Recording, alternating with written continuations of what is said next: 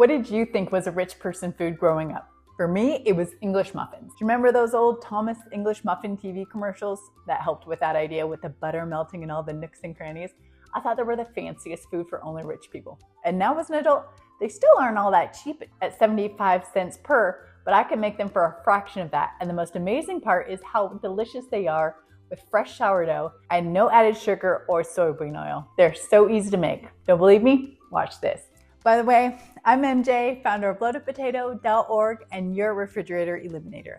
I help you hack your kitchen with quick, easy, budget-friendly meals using only shelf-stable ingredients right from your pantry. I love English muffins. Okay, who am I kidding? I love all sourdough bread products, but my sourdough dinner rolls are my absolute favorite. But a very close second is these English muffins. They aren't quite as simple as my loaf or dinner rolls. Only a couple of extra steps more, but they are still quite simple and so worth it. And if I can do it, you can do it. I'm making this recipe to serve 5, which will make about 5 or 6 muffins. But check out my recipe on loadedpotato.org and you can get the recipe to feed anywhere from 5 to 20 people, which is great if you've got a big party or a big family to feed. And also while you're there, check out our auto grocery calculator. If you want to have this meal on hand, ready to go in the pantry, and it will calculate exactly the groceries you need to feed this and any other loaded potato meal for 1 meal for 5 people or 20 people for every night for 10 years. Just pick your meals and we do all the calculating. You can even add it straight to your Walmart or Amazon Fresh cart right from our site, all free. Anyways, let's get started. Now the whole process of making English muffins takes about 15 hours, but it's not that much work time. It's quite simple. But you are gonna wanna start about 15 hours prior to actually when you're gonna wanna eat them. The dough takes 12 hours to rise and then 2 hours for a second rise and then an hour to actually bake. Okay, so I usually like to start making my English muffins at night around 8 p.m. So that way when I wake up at 8 a.m., my muffins have doubled and they're ready to go. So my sourdough starter, I fed yesterday, about 24 hours ago. It doubled and then fell again, so now it's nice and hungry. Now, I like to do all of my sourdough recipes straight on the scale. It makes it super easy so I don't have 8 million measuring cups that I'm juggling and cleaning. And all my measurements are right on the scale and I can just zero it out every time. It keeps it super simple. So I'm gonna start by zeroing out my bowl. And I'm gonna start with about 50 grams of hungry sourdough starter, which is about a 1/4 cup. Next, we're gonna add a 1/2 tablespoon of honey. And since we only use shelf-stable products, I like to use milk powder and water. So it calls for about a 1/2 cup of milk, which is about a 1/6 cup of milk powder or 17 grams. So we're gonna zero out our scale again and add 17 grams of milk powder and about a little less than 1/2 cup of water to turn that milk powder into milk. Next, we're gonna add a 1/2 teaspoon of salt, which is about 2 grams. And now we're just gonna mix it all together. Okay, once you got all your liquids all mixed together, we're gonna add a 1.5 cups of flour, which is 180 grams. So we're gonna zero out our scale again and add 180 grams of flour. And now we're gonna mix it all together with a knife. Now, once you got it so you can't really mix it with your knife anymore, then you're just gonna have to stick your hands in it and get a little dirty. Sourdough is notoriously sticky, and that's its job.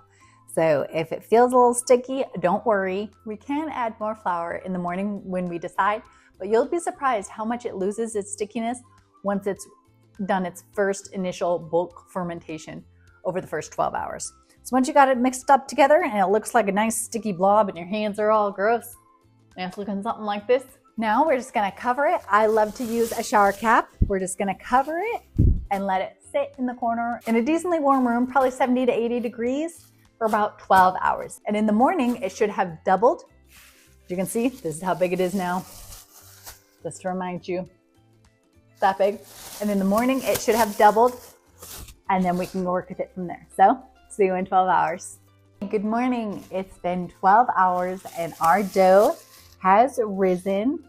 You can see that. I'll give you a shot. It's all nice and bubbly. If you have it in a glass, you can also see it's all bubbly from the underneath. Now we're going to take our dough and we're gonna roll it out and flour up our surface and cut it with a 3-inch biscuit cutter if you got that, or I use a can because why buy something new when this will work? It's a hollow can. It works perfect. take our flour and flour up our surface here. Now we're just gonna take our dough and plop it right on. Oh man, this feels so good. So we're just gonna plop it right on here. If it's a little sticky, throw some extra flour on it. Work it around till you got a nice ball of dough. Should just be kind of a fluffy ball of Play-Doh, I guess. Kind of feels like air clay. Okay, once you got your ball all uniform, nice sticky ball like that, we're just gonna plop it down on our floured surface. Make sure both sides are floured, and we're just gonna roll it till it's about 1/2 inch thick. Once you got it rolled, we're going to take our pan and some cornmeal, and we're just gonna sprinkle it all on the bottom. Spread it out, keep it from sticking once we cut them. And now we're just gonna start cutting.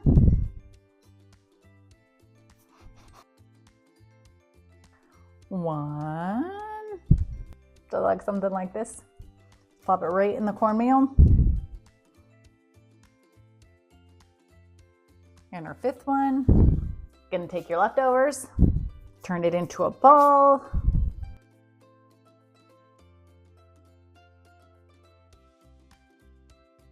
Five.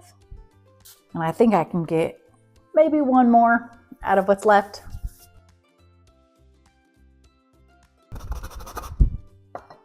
And 6. So now we've got our 6 muffins or biscuits, all cut 3 inches, ready to go, sitting in our pan here. We've got cornmeal on the bottom, and now we're gonna sprinkle a little cornmeal along the top to keep it from sticking. Once your muffins are looking something like that, we're gonna get yourself a clean tea towel. We're just gonna drape it over our muffins, and we're gonna let them rise until they have about size and a half. So we're just gonna wait an hour, and then they'll be ready to cook. Our muffins have been rising for about an hour, maybe a little hour and a half. And they have about doubled in size. You can see how thick they are. They're about 1 inch thick. So we went from about 1/2 inch to 1 inch. If you can see the side of that, it is nice and lifted. Almost looks like a macaroon. So we're just gonna preheat our stove griddle on low. Now once our stove has been preheated, we're just gonna place our biscuits right on top of the griddle and cook them for about 4 minutes per side. Okay, mine have been cooking for about 4 minutes. They are nice and golden brown. Now I'm gonna give them a good flip and let them cook for 4 minutes on the other side. 4 minutes and your other side is nice and golden brown. We're gonna turn off our stove and remove our muffins from the heat. I mean, look at that. Homemade English muffins. How beautiful is this? And they smell so good. So now I just have to wait a minute to let them cool off a little bit before I dive in and cut them open. Okay, our beautiful English muffins have been cooling about 5 minutes. Now the moment of truth. Oh my gosh, it smells so good. Still steaming. These are so delicious. Now, if I had any patience whatsoever, I'd put some butter on it or some jam, but come on. Look at that. Is it beautiful? English muffin. And let me know in the comments if you were like me and as a kid you thought that English muffins were rich people food growing up. And also let me know what your favorite topping is on your English muffin.